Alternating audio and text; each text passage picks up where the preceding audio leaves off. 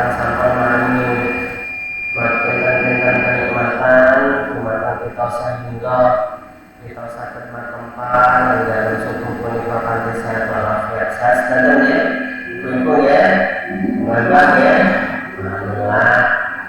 Aman ya, betul tajil ya. Ya alhamdulillah, Kota Kudus bagian Wamangan rendam, alhamdulillah di pulau aman. Di bagian gunung atau bagian sawah alhamdulillah. Yang ini gede-gede ini kenapa-napa. Kemudian yang saat ya, sakit ditanami malah ya rabbal alamin. Salawat serta salam mugia panjur dumateng Nabi kita Muhammad sallallahu alaihi wasallam.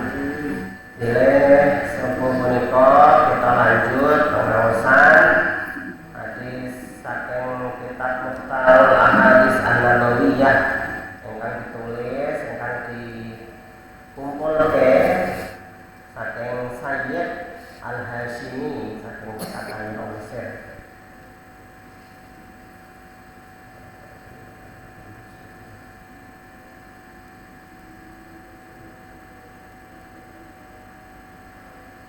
Berikutnya, Ida atakallahu malan falyura asaru ni'matillahi 'alaika wa karamatihi. Ketika kalian diberikan oleh Allah harta, maka lihatlah dari nikmat Allah dan karamah dari harta tersebut. Dari sini, bila kita diparingi harta saking Allah Subhanahu wa taala, kita pertama diberi bersyukur. Kemudian yang kedua, berkah napa mboten harta punika. Kadang tiyang ibu, bapak-bapak, ibu-ibu diparingi harta kata namun mboten berkah. Ya Mbak ya. Apa hartanya tapi mboten berkah. Hilang mawon. Tiba-tiba anaknya lara lah, bojone lara, rumah sakit. Padahal kekayaan janjane gajinya luar biasa kuat. Per bulan sampai 15 juta misalkan, 10 juta misalkan.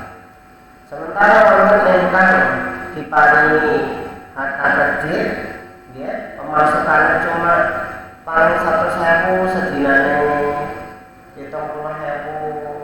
Tapi alhamdulillah duitnya kumpul. Mboten wonten acara sakit. Nah, iki keberkahan harta niku wonten iku. Harta bapak ibu. Mboten kok kuatah dunyane mboten, tapi kumpul napa mboten berkah napa mboten. Keranten kekayaan ini mboten cuma berupa fisik mboten, tapi lahiriah jasmania kita itu sehat itu merupakan kekayaan yang luar biasa yang sudah dipersyukuri. Alhamdulillah sehat dan keluarga sehat, putra putri sakit nurut dan ini merupakan hal yang luar biasa saking rezeki Gusti Allah. Terus akan berprinsip bila dunia itu cuma kekayaan belaka yang berupa material boten, tapi non material ini lebih penting. Kesehatan penting, mental seorang itu penting. Sehat jasmani tapi boten sehat rohani ini bahaya sangat ini. Wonten tiyang ingkang kuatan depresi gara-gara jasmani niku sehat tapi rohani pun niku mboten sehat nggih. Pengen ndak, pengen gantung diri maksudnya. Padahal cuma masalah sepele mawon. Nggih, yang baik pengen bunuh diri. Maksudnya niki rohani berarti kena. Psikologinya ini kena ya. Berarti yang baik sampai psikologi saya kena. Berarti apa? Yang harus ditekankan yang baik berarti mendekatkan diri kepada Allah. Berarti yang baik menjauh dari Allah, jauh dari Tuhan, sehingga walaupun masalah gede larinya pengen bunuh ud'ullaha idza aqamtumus sholata fa'alaikum bis-sakinah. Ketika kalian sholat, maka sholatlah dengan ketenangan. Fama adraktum fasallu. Jika kalian mendapati sholat tersebut, maka sholatlah.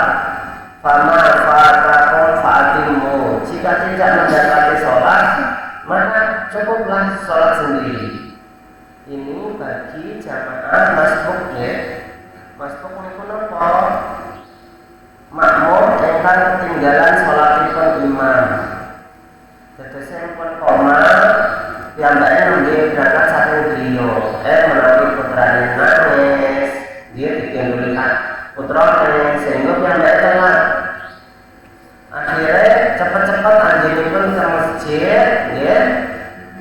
Rasulullah jelaskan bilih tiyang ingkang kados niku wau, orang-orang yang seperti itu tadi tidak boleh cepat-cepat menuju ke masjid.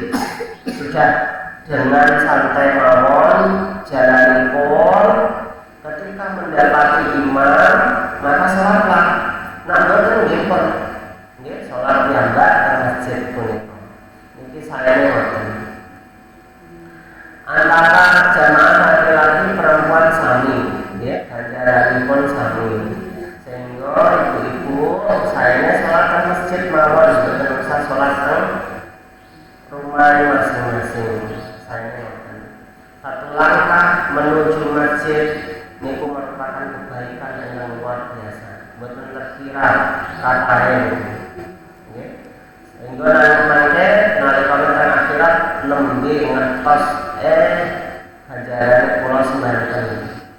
Nalikane tentunya niku boten saged lajeng, boten saged damel patokan antara sing sholat kaliyan sing boten sholat, sami-sami diparingi kenikmatan Gusti Allah, nggih, berupa umur panjang, berupa kesehatan, nggih.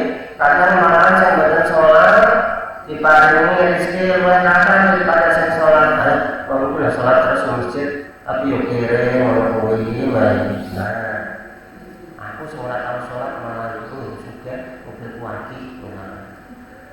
Jadi antara sholat kalian bukan sholat itu dibenturke kalian harta, jadi salah. Ya. Sholat itu kewajiban kita marang pangeran, sementara kerja itu kewajiban kita tunggunya iki sarasan. Ya. Teng akhirat itu makan betul-betul kerja Bapak Ibu. Tapi jenengan akan dibayar Gusti Allah. Sehingga nanti kita kerja marang Gusti Allah tunggunya iki.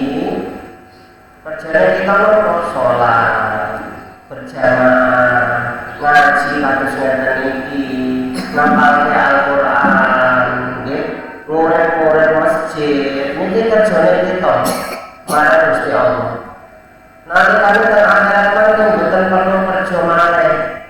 Karena hadiah sampun disediakake marang Gusti Allah, dumateng Gusti Allah sampun disediakake dumateng kita sedaya. Nggih. Nah, surga niku hadiahnya cuma motor mobil. Mongko kita teng dunia niku mboten perlu harus sibuk-sibuk sholat.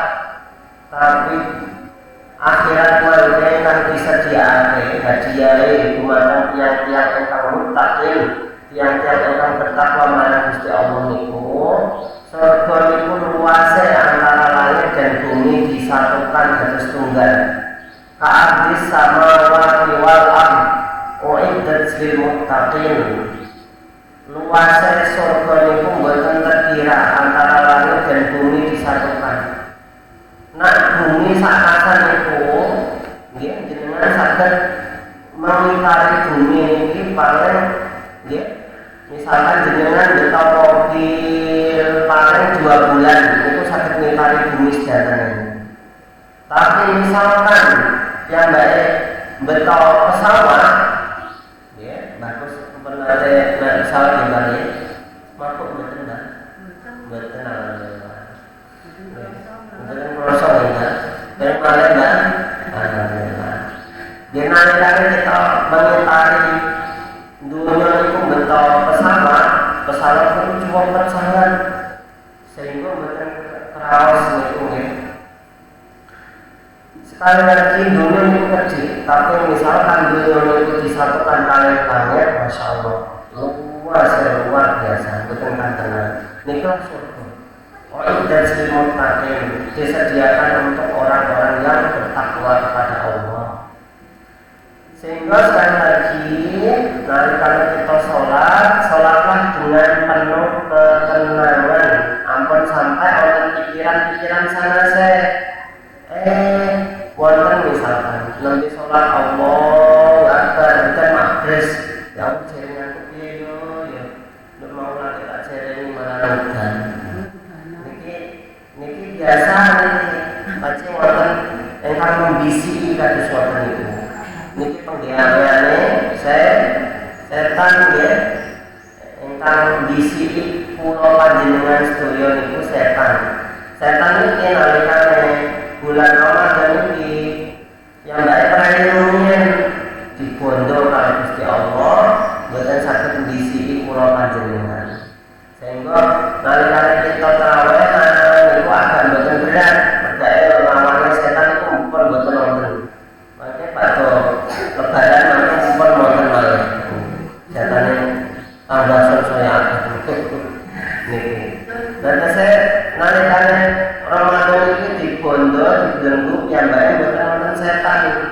Tangannya pulau panjenengan, gampel anggene sholat, gampel anggene dikiran, gampel anggene ngawas kados ngeten niki merupakan kemudahan yang dijanjikan oleh Allah dumateng tiyang-tiyang ingkang poso Ramadan. Niki kita perlu syukuri. Sakinah ini tenang, sholat itu dengan ketenangan. Nalikane sholatlah dengan penuh kekhusyuan, sami kados sakinah ketenangan tadi. Kita waos Bismillahirrahmanirrahim. Kita ingat-ingat maknanya itu nopo. Apa yang kita baca itulah artinya kita ingat-ingat, ya. Maha besar. Bismillahirrahmanirrahim. Kelawan nyebut asma Allah Al Maha Pengasih, Maha Penyayang. Alhamdulillahirabbil alamin. Segala puji bagi Allah yang telah menjadi Tuhan semesta alam ini. Ar-Rahmanir-Rahim, yang Maha Pengasih lagi Maha Penyayang. Malik Yaumiddin, Zat yang telah menjadi raja di hari kiamat nanti. Iyyaka na'budu wa iyyaka nasta'in. Hanya kepadamu lah aku menyembah dan hanya padamu lah aku meminta pertolongan. Ihdinas siratal mustaqim, tunjukkan aku jalan yang lurus. Siratal ladzina an'amta 'alaihim ghairil maghdubi 'alaihim waladdallin. Jalan orang-orang yang engkau ridhoi, bukan orang-orang yang engkau benci dan engkau murkai. Nah, inilah arti dari Al-Fatihah. Sehingga nalikane kita sholat, kita mengartikan itu dengan sungguh-sungguh, insya Allah maka wonten ketentraman kalbu itu. Bapak-bapak sekalian. Tapi misalkan sholat tanpa diwaos dengan sungguh-sungguh, mana sholatnya jungkal, Allah Akbar. Seperti hanya sholat tarawih yang cuma berapa menit, 12 menit, ya, nggak ada 12 menit, 7 menit. Adik-adik bisa lihat di YouTube ya, ada sholat tercepat, padahal sholat tarawih 23 rakaat beserta sholat witir. Kita melaksanakannya sampai setengah jam lebih, ya. Al-Mubarak, Ustaz Qadir, kalau imami, ya. Saya sendiri kalau imami sampai setengah jam lebih. Tapi ini ternyata cuma 12 menit besar. Sambungannya tuh katanya Masya Allah kayak Valentina Rossi. Tahu Valentina Rossi? Pembalap yang kebuan kan, motor GP ya. Nah, soalnya kayak gitu ya. Ada cuma percepatan. Masuk udah pulang. Ini sholat, dikejar maling. Ya. Ini tidak boleh sholat yang sholatnya.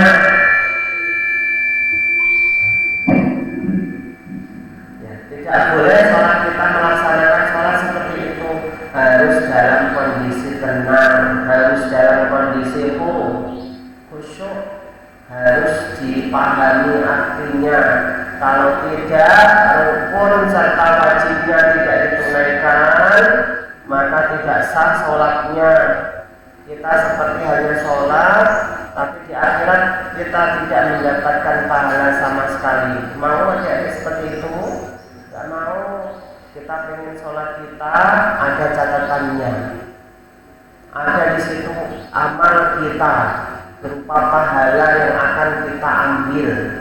Karena sholat ini yang paling pertama dipertanyakan di akhirat nanti. Ya, awal ma yuhasabu bihil abdu as-shalah. Yang pertama kali akan dipertanggungjawabkan di kuburan di akhirat adalah sholat kita. Ketika sholat kita baik, maka pertanyaannya mudah nanti di akhirat, di kuburan. Tapi ketika sholat kita tidak baik, maka pertanyaannya akan sulit. Padahal pertanyaannya kubur itu gampang ibu-ibu. Mungkin bocorannya sedanten ya. Man rabbuka, sapa Tuhanmu? Wa man nabiyuka, sapa nabimu? Wa ma kitabuka, apa kitabmu? Kan gampang ya. Betul, enggak tekan nanti sadarinya bejang ya. Diapalke digawa ning kuburan ketane. Tapi mboten kados ngoten niku tiyang mati mangke. Ternyata pertanyaan seperti itu meskipun kita hafal di dunia, ini orang masing-masing menjawabnya. Ada yang gampang dalam menjawabnya karena sholatnya ditunaikan dengan sungguh-sungguh dalam kehidupannya. Tidak pernah dia meninggalkan sama sekali sholatnya. Tapi ada yang pertanyaannya sulit di akhirat nanti, di kuburan nanti.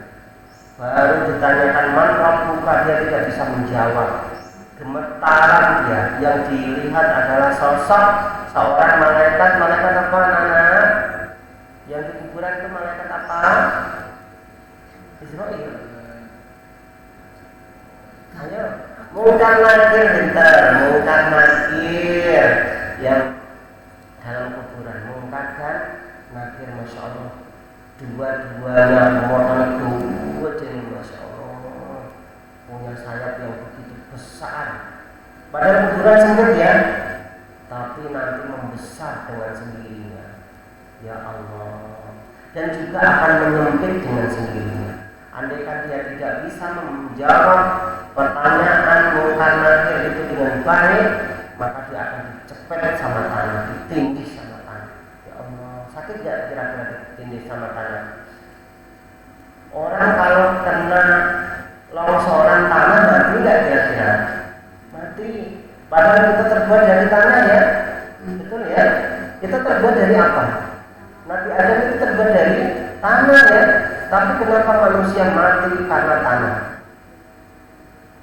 Harusnya kita menyatu dengan tanah ya. Langsung jadi manusia tanah, jadi tanah. Nah, tapi tidak bisa. Meskipun Nabi Adam atau kakek buyut kita dulu itu terbuat dari tanah, tapi dia akan mati jika memang terkena tanah, kena longsoran. Nah inilah manusia. Setan itu demikian anak-anak semuanya. Setan itu terbuat dari api, tapi dia juga tidak bisa apa-apa ketika waktu dipanggal api neraka nanti. Loh enak sekali Pak, setan sudah terbuat dari api, besok dengan api lalu nyatu ya. Oh enak sekali, tidak bisa seperti itu. Itu pembuatan pertama kali memang dari api, tapi dia akan mati, terpanggal api, dihidupkan kembali, dipanggal lagi, dihidupkan kembali, dipanggal lagi. Seperti itulah yang terjadi. Makanya anak-anak semuanya, jagalah sholat kalian sampai kapanpun. Paham semuanya? Ya. Kalau sudah dijaga sholat kalian, jagalah keluarga kalian dari sholatnya. Qu anfusakum wa ahlikum naro, jagalah diri kalian serta tapi neraka. Termasuk adalah menjaga dari sholatnya. Nanti kalau kalian sudah dewasa, menikah, sudah mempunyai anak, anaknya harus diingatkan tentang sholat. Sholat. Bapak dulu ketika zaman kalian juga mondok, sholat, ngantuk-ngantuk subuh tetap wajib sholat berjamaah. Ini Ziyad belum seumur kalian ya. Nanti kalau Ziyad seumur kalian, ini baru TK, seumur kalian saya wajibkan nanti. Umur berapa Ustaz? Seorang wajib sholat ya. Umuru auladakum bis sholati fis sab'in. Perintahkan umur anak kalian untuk sholat di umur 7 tahun. Wadribuhum fi tis'in. Pukullah mereka di umur 9 tahun. Umur 9 tahun gak mau sholat, gak mau puasa, dijewek, dipukul, dicubit ya. Pukulnya tapi jangan sampai keras ya. Pukulnya yang mendidik itu kayak gimana? Jewek ya, jangan sampai merah, jangan sampai dijewek bawa apa namanya tanggem misalnya. Masya Allah tanggem yoloro kayak gitu ya, gak boleh. Nah, Islam ini mendidik kita agar baik ya, jewek yang baik, jangan sampai menendang, tidak boleh memukul di wajah, tidak boleh haram hukumnya mukul di wajah. Cubit boleh, jewek boleh, tapi tendang tidak boleh. Ini Islam mengajarkan kita kebaikan. Kenapa Islam kadang diidentikan dengan hal-hal yang buruk? Karena memang orangnya tidak mengetahui hukum agama yang baik. Kalau memang dia itu mengetahui hukum agama yang baik, menjalankan perintah agama, insya Allah dia akan baik. Nah, inilah yang harus kita ketahui. Kemudian, idza ahabballahu 'abdan ibtalahu liyasma'a tadarru'ahu. Jika seorang hamba ingin dicintai oleh Allah, maka Allah akan mencobanya agar Allah mengetahui bahwa dia itu adalah hamba yang taat. Ini dari Rasul. Jika seorang ingin dijadikan oleh Allah baik, maka dia akan diuji oleh Allah. Yang namanya Fir'aun tahu adik semuanya, Fir'aun itu nggak pernah diuji oleh Allah. Bukan berarti Allah sayang kepada Fir'aun, tidak. Pak pernah melihat Fir'aun asli? Pernah, karena saya pernah di Mesir. Mumi tapi ya, muminya, tahu mumi? Tahu ya, yang sudah dibungkus ya, dibungkus itu ya, diawetkan jasadnya, sehingga ribuan tahun yang lalu, sudah 5.000 tahun yang lalu kita masih melihatnya, sosok seorang Fir'aun. Yang dulu digambarkan Fir'aun itu adalah seorang raja yang luar biasa, nggak pernah sakit sama sekali, nggak pernah sakit sama sekali. Coba kalian bayangkan, kalian pernah sakit nggak? Berarti Allah sayang kalau kalian pernah sakit. Kita pernah sakit flu, sakit panas. Yang namanya Fir'aun itu nggak pernah sakit ada semuanya. Sehingga noleh-noleh buatan pernah sakit mikir inilah. Kemudian dia merasa bahwa saya ini adalah Tuhan. Ana Rabbul Alamin. Saya adalah Tuhan semesta alam. Nggak pernah dia sakit. Bentangan luas kekuasaannya sangat luar biasa, panjangnya luar biasa, hebat yang Fir'aun. Dia bisa membuat piramida yang waktu itu adalah bangunan satu-satunya di dunia yang paling hebat. Kalau sekarang bangunan yang paling tinggi ada Burj Dubai ya, Burj Dubai, ada Tower Zamzam yang ada di Makkah, ada Petronas yang ada di Malaysia. Itu adalah bangunan-bangunan tinggi menjulang ke langit yang sekarang ini. Tapi zaman dahulu yang paling menjulang ke langit itu adalah piramida. Hebatnya luar biasa. Ya, dengan konstruksi sedemikian rupa, sehingga dia merasa bahwa akulah penguasa dunia ini, akulah Tuhan, akulah yang wajib disembah. Akhirnya Nah, inilah yang namanya Fir'aun. Kalau orang itu nggak pernah diuji oleh Allah, dia merasa bahwa dirinya itu adalah segala-galanya. Karena memang nggak pernah diuji, hidupnya santai-santai saja. Tapi kalau Allah menginginkan seorang itu baik, maka Allah akan mengujinya dengan berbagai ujian. Ada yang sakit, ya, ada mengujinya dengan apa, anak-anak semuanya.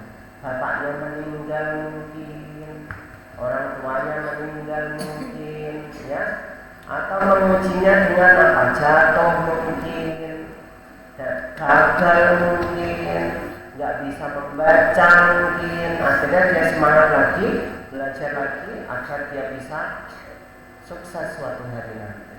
Ini adalah yang harus kita ketahui dari ujian. Ujian itu untuk apa? Untuk melihat bahwa kita apakah menjadi orang yang taat kepada Allah ataukah tidak.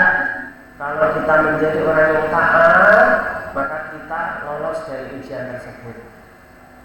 Tapi kalau kita tidak menjadi orang yang taat atas ujian tersebut, berarti kita gagal, ya. Kemudian berikutnya kata Rasul, idza ahsana rajulu as-salata fa atamma ruku'aha wa sujudaha qalatis salatu hafidhakallahu kama hafidtani. Jika seorang sholat dalam kondisi baik, memperbaiki sholatnya, sholat dia dengan sungguh-sungguh, dengan khusyuk, ya, maka sholat itu mengatakan kepadanya, hafidhakallahu kama hafidtani, semoga Allah menjagamu sebagaimana engkau menjagaku. Orang itu dijaga karena Allah, adik-adik semuanya. Nanti kita juga demikian, di akhirat nanti akan dijaga oleh Allah karena kita menjaga sholat kita, ya. Bukan karena harta kita yang akan menjaga kita di akhirat, tidak. Harta kita akan hilang. Harta kita hanya sementara. Harta yang kita kumpulkan ini, ketika waktu kita mati nanti, kita tinggalkan begitu saja, ya. Kemudian diperebutkan oleh anak-anak kita menjadi warisan. Kadang malam ada yang sampai tukaran, ada yang sampai bunuh-bunuhan gara-gara harta warisannya bapaknya. Sementara orang yang telah meninggal hanya membawa beberapa kain kafan saja, 3 lembar kain kafan saja yang dibungkus. Itulah yang dibawanya. Nggak mungkin seorang yang kaya raya kemudian membawa hartanya. Meskipun dia adalah pengusaha mebel, nggak mungkin dia akan membawa mebelnya saat mebel-mebelnya dikubur. Nggak mungkin. Dia pengusaha apa misalnya? Pengusaha mobil, nggak mungkin kemudian dia dikubur saat mobil-mobil. Paham sampai di sini? Terus yang menjaga kita siapa? Kalau tidak Allah. Allah menjaga kita lewat apa? Karena kita menjaga sholat. Kalau kita menjaga sholat dengan baik, Allah akan menjaga kita. Tapi kalau kita tidak menjaga sholat kita, sholat Allah tanpa. Kalian tahu kalau anak saya sholat, Ziyad Al-Faruq, kalau sholat di situ, sholatnya ngawur ya. Nah, itu sholat anak-anak TK. Padahal kalian juga seperti itu ya. Adik-adik kalau sholat sungguh-sungguh. Nah, ini sholat yang serius seperti itu, bagus itu. Nah, sholat yang tidak serius seperti anak saya. Tapi anak saya memang masih kecil ya. Nanti ada proses untuk perbaikan sholatnya. Nah, ini. Kemudian berikutnya, jika tidak, ya, Allahumma ya. Fatarfa'u idza asa'a falam yutimma ruku'aha wa sujudaha qalatis sholatu dhayya'akallahu kama dhayya'tani. Jika kita menyia-nyiakan sholat, tidak menyempurnakan sholat kita dalam ruku', dalam sujud, maka sholat akan melaporkan kondisi sholat tersebut kepada Allah Azza wa Jalla, bahwa dia disia-siakan oleh seorang hamba. Semoga Allah menyia-nyiakanmu seperti halnya engkau menyia-nyiakanku. Sholat mengatakan seperti itu kepada Allah. Laporan dia kepada Allah. Ya Allah, semoga engkau menyia-nyiakan orang tersebut karena dia telah menyia-nyiakanku. Harusnya dia sholat dengan sungguh-sungguh, ternyata dia tidak sholat dengan sungguh-sungguh. Sholatnya gue sangat sholat ya Allah sama Allah alhamdulillah Allah masakan pedih. Maka ini adalah menyia-nyiakan sholat. Dalam Al-Quran disebutkan wailul lil musallin alladzina hum an sholatihim sahun. Siapakah orang yang celaka? Celakalah kata Allah. Al-musallin yang celaka itu adalah orang-orang yang sholat. Loh, gue sholat kok celaka Pak? Ya, karena orang itu sholat menyia-nyiakan sholatnya, tidak sholat sungguh, maka itu adalah menyia-nyiakan sholat. Alladzina hum an sholatihim sahun. Dia sholat tapi lalai dari sholatnya. Dia sholat tapi rukunnya tidak ditepati. Rukunnya itu termasuk adalah tumaninah ya. Allahu Akbar. Sami Allah liman hamidah, ada jeda di situ. Jangan Allahu Akbar sami Allah liman hamidah. Allahu Akbar. Jungkang sakar kedhewe. Itu sholat, olahraga itu. Olahraga kan. Nah, seperti itu ya. Nah, sholatnya seperti itu ya. Maka tidak boleh seperti itu. Harus sholat dengan sungguh. Kalau tidak, maka sholat akan melaporkan dirinya kepada Allah bahwa orang itu telah menyia-nyiakanku ya Allah. Kemudian bila adzana al-muadzinu yaumal jumu'ati hurimal amal. Ketika seorang muadzin di hari Jumat adzan, maka haram untuk melakukan perbuatan apapun itu. Pekerjaan apapun itu haram. Khususnya laki-laki tidak boleh. Kalau sudah adzan, ya langsung cepat-cepat ke masjid. Jangan masih tetap dalam kondisi pekerjaannya. Pekerjaan apapun itu wajib ditinggal. Kalian nanti misalkan besar nanti menjadi seorang ya yang kerja di kantor, wajib langsung pekerjaannya ditinggal. Kalian jadi DPR, wajib langsung menuju ke masjid. Kalian jadi guru, wajib langsung menuju ke masjid ketika adzan ya muadzin di hari Jumat ya. Seperti itu. Berarti mau Jumatan ya sudah ada adzan, maka cepat-cepat untuk menuju ke masjid. Kemudian idza ataita masja'aka fatawadda wudu'aka lis-shalat. Jika kalian mendatangi ya tempat ranjangmu atau kasurmu, mau tidur berarti ini, sebelum tidur kata Rasul, maka wudulah kata Rasul seperti halnya kalian wudu sebelum sholat, berarti wudunya temenanan. Semua ittaji ala syikal aiman. Kemudian tidurlah dengan miring ke kanan. Sunahnya miring ke kanan bapak ya. Nah sare ini miring ke kanan. Kados dene tiyang ingkang pejah niku kan dimiring ke kanan nggih. Mangke tiyang ingkang pejah niku si mayit niku menghadap ke kanan ya, menghadap ke kiblat biasanya ngoten ya. Misalkan mboten saged menghadap ke kiblat, miring ke kanan, pokoknya miring ke kanan ya. Kemudian berkata sumakul kata Rasul Allahumma aslamtu wajhi ilaika. Tapi kalau kita biasanya mengatakannya adalah bismika Allahumma ahya wa bismika amut. Sebelum tidur kita sunnah mengatakan seperti itu. Kalau di sini dalam versi hadis yang lain Allahumma aslamtu wajhi ilaika fawattu amri ilaika walja'tu dhahri ilaika rahbatan wa rahbatan ilaika. Nah, ini ya. Ini versi hadis yang lainnya. Boleh kita mengatakan versi hadis yang tadi. Kemudian hadis berikutnya, idza aradallahu bi'abdin khairan ja'ala dinahu fi nafsihi. Jika seorang hamba ingin diciptakan sebagai hamba yang baik, ingin dijadikan hamba yang baik, maka dijadikanlah kekayaannya ada di dalam dirinya, tidak berada di dalam pikirannya. Nah, pikiran kita niku ketungkul kali harta, maka ingin kita memiliki harta tersebut, terus menerus kepikiran harta.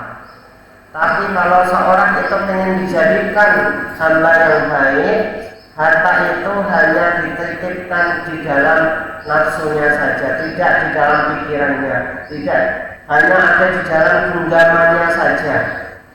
Ya, setelah digenggam selesai ya sudah, tidak kepikiran lagi. Waktu qawmu fi qalbihi, kemudian dijadikan takwanya ada di dalam hatinya. Wa idza aradallahu bi'abdin syarran, tapi jika Allah ingin hamba itu adalah hamba yang buruk, ja'ala faqrahu baina 'ainaihi, maka dia Allah akan menjadikan kemiskinannya di antara kedua matanya. Artinya apa itu ibu, bapak-bapak serta adik-adik semuanya? Jika seorang ingin dijadikan hamba yang buruk, maka setiap kali dia itu melihat hartanya orang lain, maka kepencut, iri hatinya. Ya Allah, kenapa saya tidak seperti ini, tidak seperti itu? Padahal harta ini cuma titipan sebentar saja, paling hanya beberapa tahun selesai. Tapi yang paling akan menemani kita di akhirat nanti tidak lain adalah amal ibadah kita. Amal ibadah kita inilah yang akan menemani kita di akhirat, langgeng tidak akan selama-lamanya. Bukanlah harta kita yang melimpah yang akan menemani kita nanti di akhirat, tidak, tapi amal kebaikan kita. Harta kalau tidak jadi amal kebaikan, harta itu adalah untuk amal kebaikan kita. Dengan harta kita bisa membangun masjid, dengan harta kita bisa menyantuni anak yatim, bisa memberikan orang-orang fakir miskin. Inilah dengan harta. Tapi jangan sampai dijadikan harta itu di antara kedua mata kita. Setiap kali melihat harta orang lain, miliknya. Melihat mobilnya orang lain, kepingin. Melihat istrinya orang lain, kepingin lagi. Nauzubillah. Maka ini adalah ja'ala faqrahu baina 'ainaihi. Berikutnya hadis yang terakhir dalam pertemuan ini, idza aradallahu bi'abdin khairan faqihhu fid din. Jika seorang hamba ingin dijadikan baik, maka dia akan dicerdaskan di dalam hal agama. Pintar dia di dalam agama. Anak-anak semuanya belajar agama ya. Di pesantren kan belajar agama ya. Belajar agama, belajar tauhid, belajar hadis. Ini belajar hadis kita hari ini.